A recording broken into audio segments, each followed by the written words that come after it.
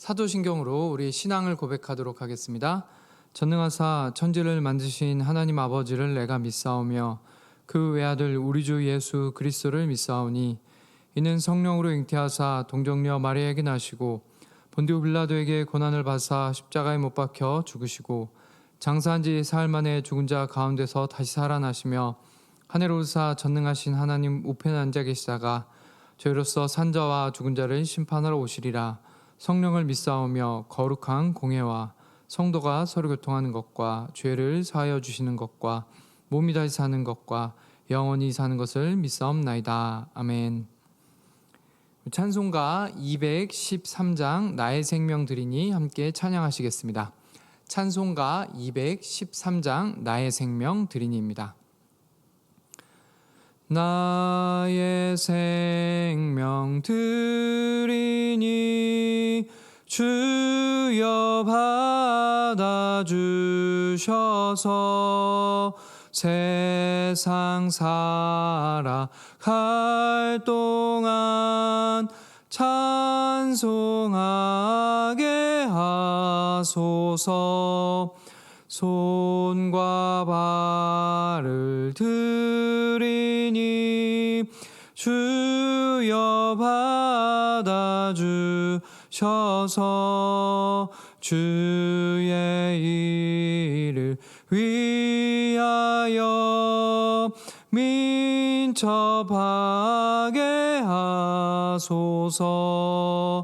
나의 음성 드리니 주여 받아주셔서 주의 진리 말씀만 전파하게 하소서. 나의 보화 드리니 주여 받아주셔서 하늘나라 위하여 주 뜻대로 쓰소서. 나의 시간 드리니 주여 받아주셔서 평생토록 주 위에 봉사하게 하소서. 아멘. 오늘 함께 나눌 말씀은 레위기 1장입니다. 레위기 1장 제가 봉독하도록 하겠습니다. 여호와께서 회막에서 모세를 부르시고 그에게 말씀하여 이르시되 이스라엘 자손에게 말하여 이르라. 너희 중에 누구든지 여호와께 예물을 드리려거든 가축 중에서 소나 양으로 예물을 드릴지니라. 그 예물의 소 번제이면 흠없는 수컷으로 회막 문에서 여호와 앞에 기쁘게 받으시도록 드릴지니라. 그는 번제물의 머리에 안수할지니 그를 위하여 기쁘게 받으심이 되어 그를 위하여 속죄가 될 것이라.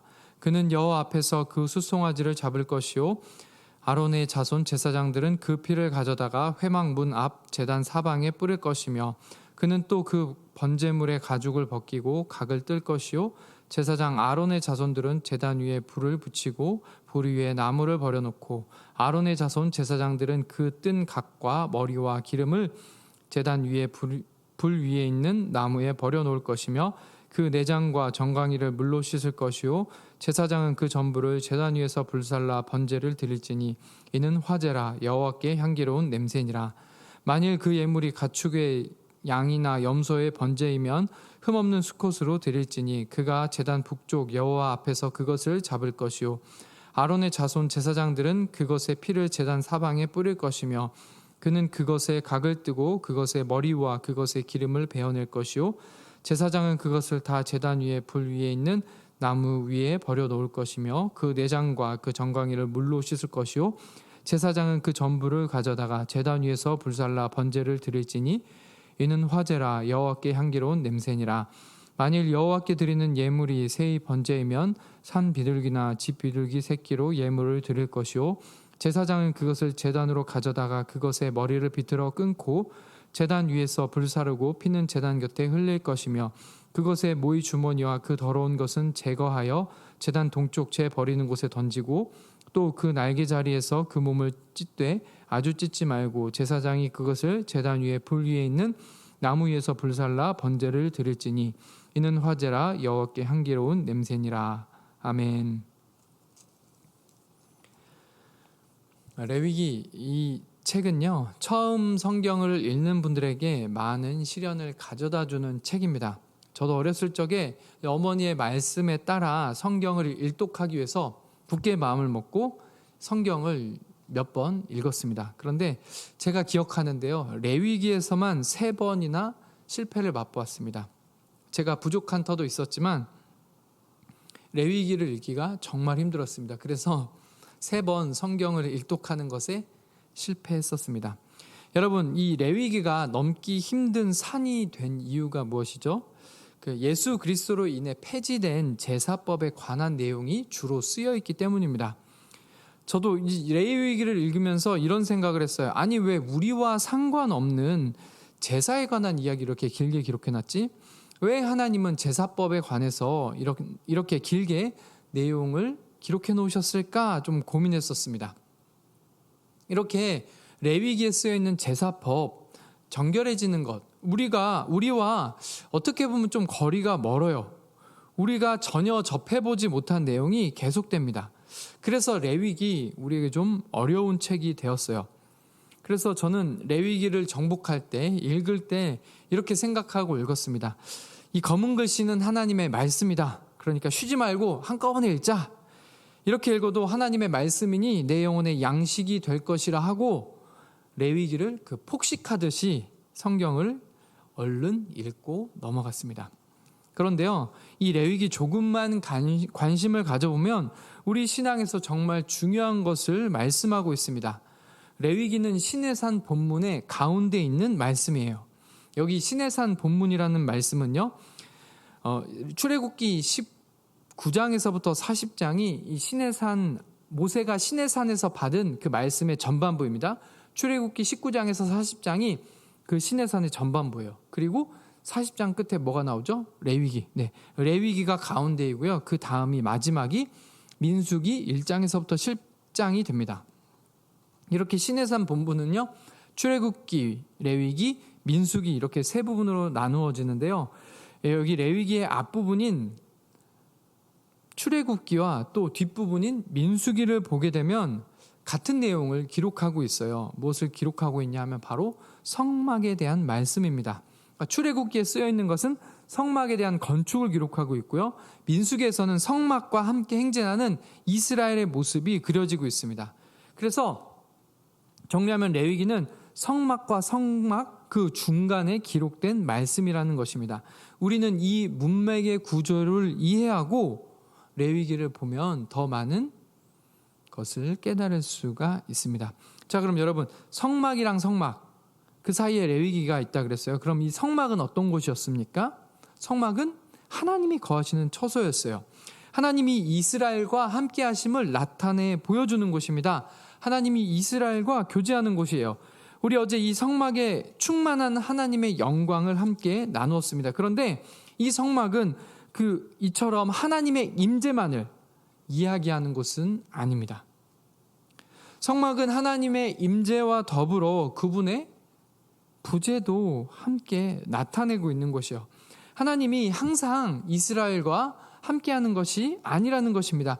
그것을 콕 집어서 보여주는 사건이 바로 출애굽기 32장의 금송아지 사건이에요. 그래서 이 금송아지 사건은 출애굽기 성막에 대한 말씀이 기록되어 있죠. 19장에서부터 40장의 중간에 딱 기록이 되어 있습니다.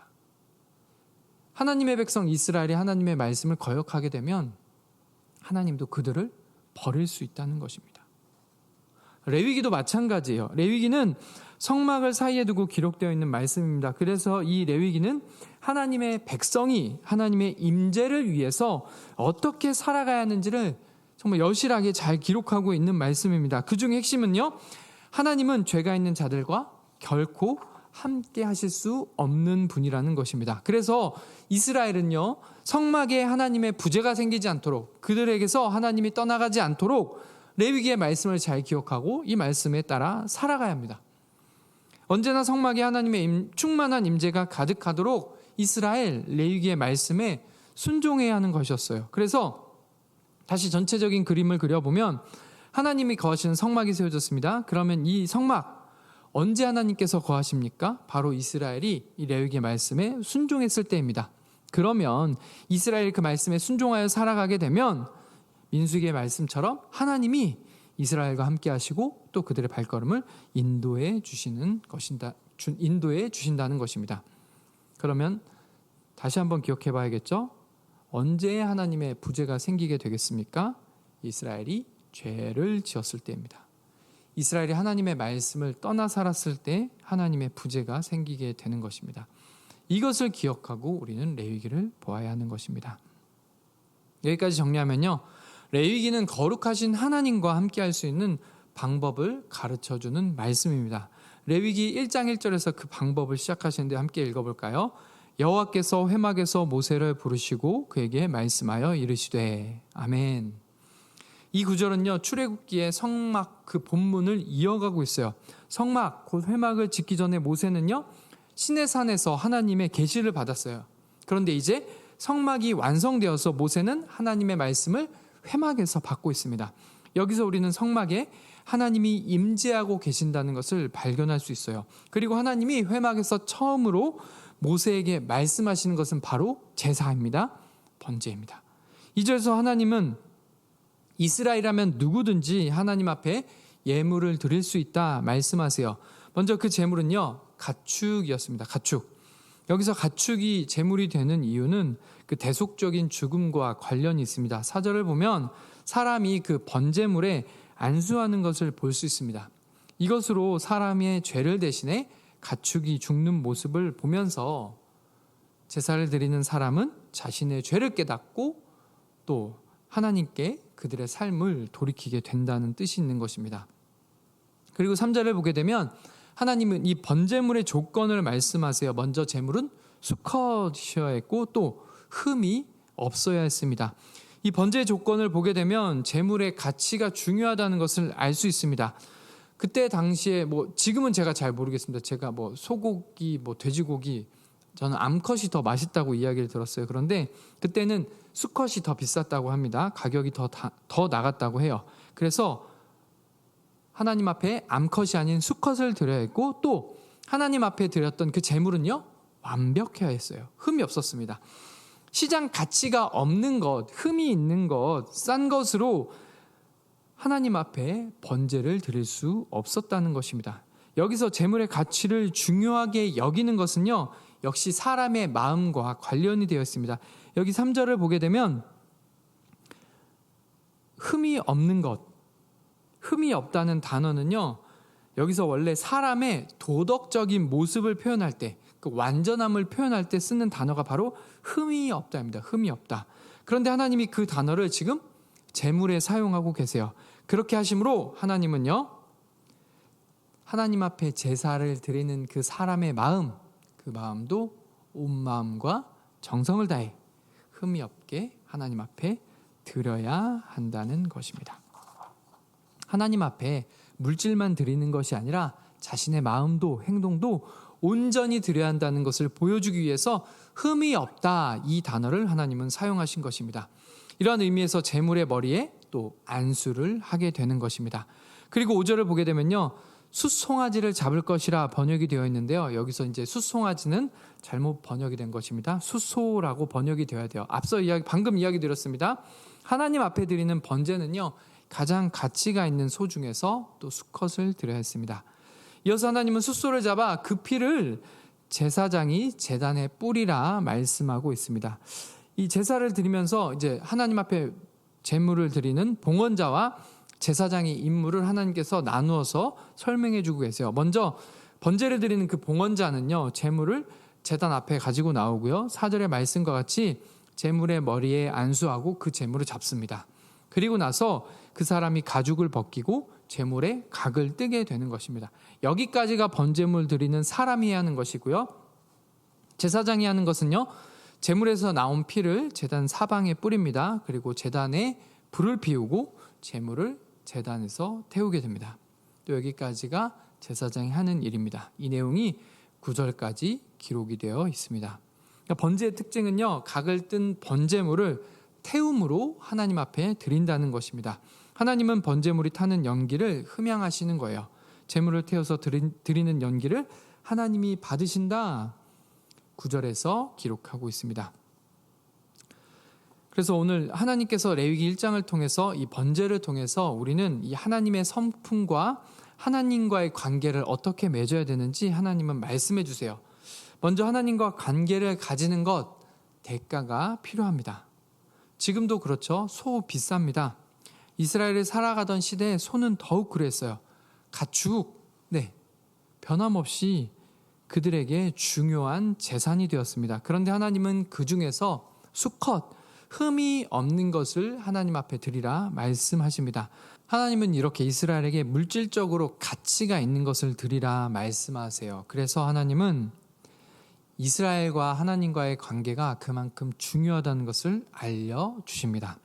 그들을 구원하신 하나님의 은혜가 크다는 것을 이스라엘이 잊지 않고 알며 살아가기를 바라셨습니다.